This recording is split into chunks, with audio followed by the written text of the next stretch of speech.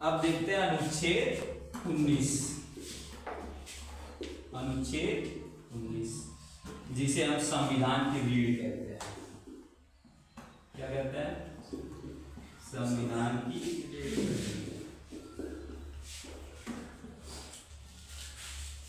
इसको संविधान की रीढ़ इसलिए कहा जाता है क्योंकि सारे अधिकार इसी में दिए गए हैं, इसलिए इसे क्या कहा जाता है? संविधान की रीढ़। इसमें टोटल 60 बातें कही गई है। पहली आती है कि आपको अभिव्यक्ति की आजादी है। किसकी आजादी है?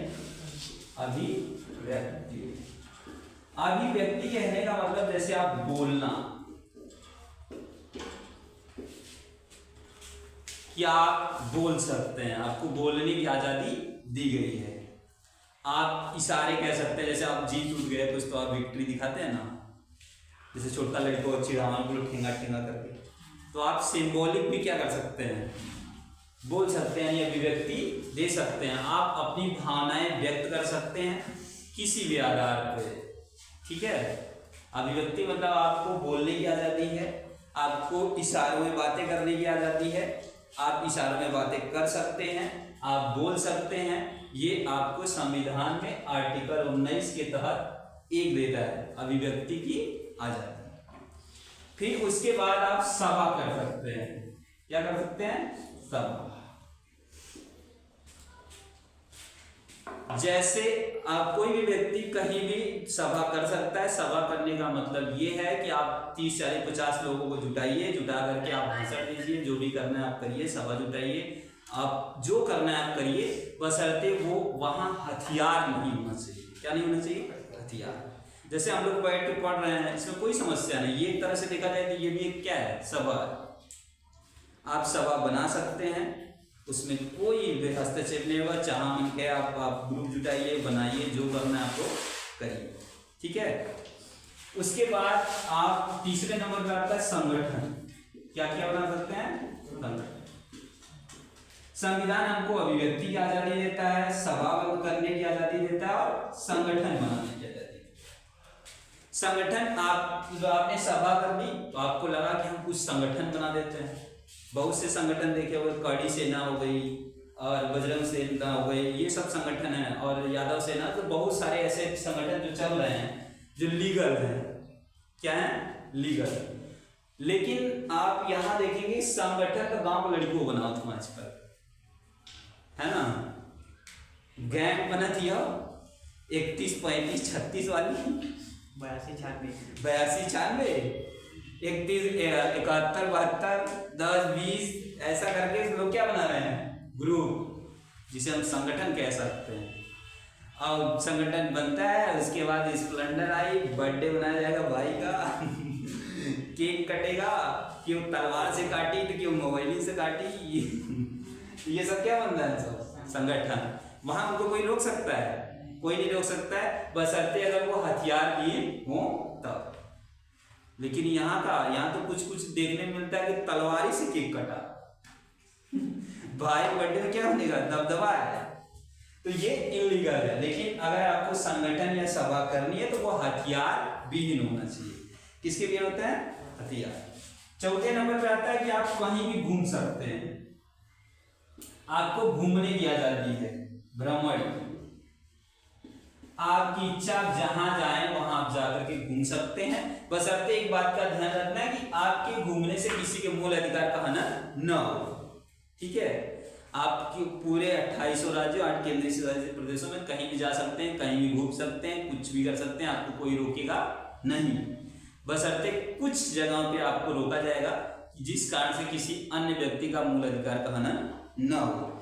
उसके बाद आप घूमते घूमते कहीं गए तो आपको लगा कि हम ये अच्छी जगह है, वहां बस जाते हैं, आपको बसने का भी अधिकार है।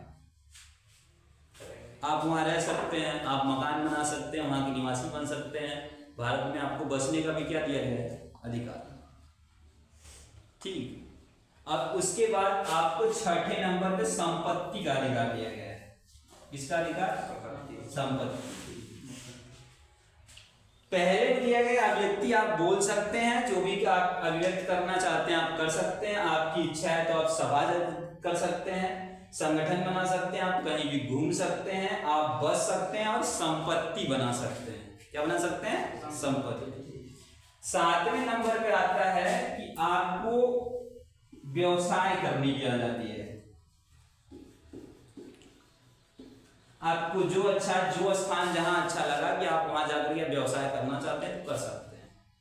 ठीक है, आपको कोई रोकेगा नहीं, बशर्ते आप स्थान देखिए कि आपकी दुकान या आपका मॉल या जो भी चीजें आप कहाँ वो व्यवसाय कर सकते हैं, जहां अच्छा चलेगा तो आप कर सकते हैं। संविधान आपको छूट देता है, आपको कोई भी व्यक्ति रोकेगा नहीं। अब यहाँ समझने वाली बात यह कि अभिव्यक्ति या आजादी में एक बात और है कि यहाँ राइट टू इंफॉर्मेशन है, RTI। अब किसी भी विभाग से, किसी भी व्यक्ति से आप अगर जानकारी लेना चाहते हैं तो RTI के तहत, अभिव्यक्ति की आज़ादी के तहत आपको वो अधिकार के तहत आपको क्या मिल जाएगा? राइट टू इंफॉर्मेशन का मतलब है कि आपको जानकारी वो विभाग आपको दे देगा, कोई भी होगा। ये किस में आएगा? अभिव्यक्ति की आज़ादी में। अब यहाँ संपत्ति के अधिकार में ना देखते हैं कि संपत्ति के अधिकार को संविधान में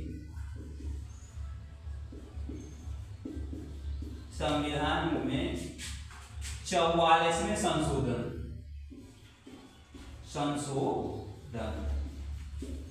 44वें संशोधन के तहत संपत्ति के अधिकार को समाप्त कर दिया गया। इसको कानूनी अधिकार बना दिया गया है। इसको अनुच्छेद 300A में डाल दिया गया है। इसको मूल अधिकार से हटाने का एक बहुत बड़ा कारण है कि आपका मूल अधिकार कोई छीन नहीं सकता। छीन सकता है? नहीं, क्योंकि आपके छीनेगा कैसे? क्योंकि मूल अधिकार की रक्षा करता है हाई कोर्ट, सुप्रीम कोर्ट, ये सब रक्षा करते हैं। तो आप ऐसे लोग रक्षा कर रहे हैं, तो ऐसे में संपत्ति का अधिकार जो था ये मूल अधिकार से हटाना जरूरी था, क्योंकि सरकार को जब देश का विकास करना होता है, वो रोड बनाना है, रेलवे ट्रैक बिछाना है, ये सारी चीजों में उनको समस्याएं हो रही थी। जैसे समझिए आप, जैसे ये कोई स्थान है, यहां से हमको रोड लेके जाना है, यहाँ A पॉइंट से आपको B पॉइंट तक रोड लेके जाना है, परंतु एक व्यक्ति का यहाँ जमीन है, आपका रोड यहाँ तक बन गया है, इसके बाद आपको रोड ले जाना है, तो यहाँ सीधे ले जाएंगे तो आपको फायदा है, वहीं से घुमा के ले जाएंगे तो आपको बहुत खर्चा हो जाएगा। तो अगर ये व्यक्ति, सब लोग जमीन दे दिए लेकिन ये व्यक्ति जमीन देने से मना कर रहा है, तो सरकार इस पर दबाव नहीं बना पाती थी उस समय, क्योंकि उसका क्या था? मूल अधिकार। मूल अधिकार के तहत वो कहाँ चला जाएगा? Supreme court.